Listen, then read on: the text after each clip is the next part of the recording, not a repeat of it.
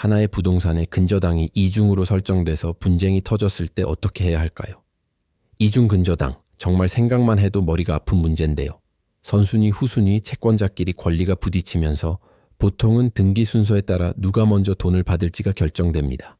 그래서 등기부등본 확인이 가장 기본이고요.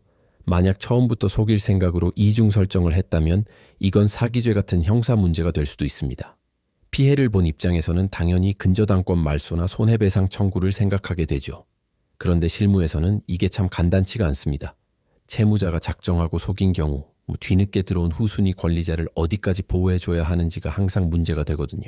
법원에서도 그 사람이 이중 설정 사실을 정말 몰랐는지, 조금만 주의했다면 알 수 있었던 건 아닌지를 꼼꼼하게 따져서 판단합니다. 그래서 이런 일이 터졌을 때 가장 중요한 건 초기 단계에서 내 권리를 지키기 위한 가처분 같은 조치를 빨리 하고 사실관계를 정확히 증명할 증거를 모으는 거예요. 사실 법률 상담이라는 게 병원 문 앞에서 나 어디가 아파요 라고 말만 해서는 정확한 진단이 안 나오는 것과 똑같습니다. 아픈 것도 언제부터 어떻게 아팠는지, 그동안 뭘 했는지 다 살펴봐야 정확한 원인과 치료법이 나오는 것처럼 법률 문제도 언제, 누가, 무엇을 어떻게 했는지, 그래서 어떤 증거가 남았는지 하나씩 짚어봐야 어디부터 잘못됐고 뭘 먼저 해야 할지 답이 보입니다. 예를 들어 저희 같은 경우 어떤 분이 부동산 문제로 찾아오시면 공인중개사 자격도 있는 변호사가 계약서부터 등기부등본까지 다 뜯어보면서 권리관계를 먼저 분석합니다. 이 소송 이길 수 있나요? 이것도 중요하지만 저희는 더 나아가서 그래서 이기면 실제로 돈을 받을 수 있나요? 를 먼저 생각합니다.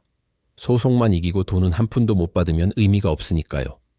그래서 소송을 시작하기 전에 상대방 재산은 있는지, 숨겨놓은 건 없는지 미리 조사하고 나중에 돈을 받아내는 강제 집행까지 전부 고려해서 사건 전체를 설계합니다.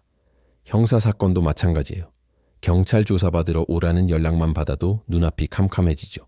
저희는 첫 조사 때부터 변호사가 같이 가서 어떻게 진술할지 방향을 잡고 재판까지 전 과정을 책임지는 걸 원칙으로 합니다. 특히 사건마다 핵심이 다 다르기 때문에 의뢰인이 어떤 상황에 처해 있든 사건 자체에만 집중해서 대응 전략을 짭니다. 이렇게 민사, 형사, 행정 절차가 복잡하게 얽힌 사건들은 이걸 따로 떼어놓고 보면 제대로 된 답을 찾기가 어렵습니다. 저희는 2009년부터 쌓아온 실무 경험을 바탕으로 이런 문제들을 하나의 흐름으로 보고 종합적으로 분석해서 해결책을 찾아왔습니다.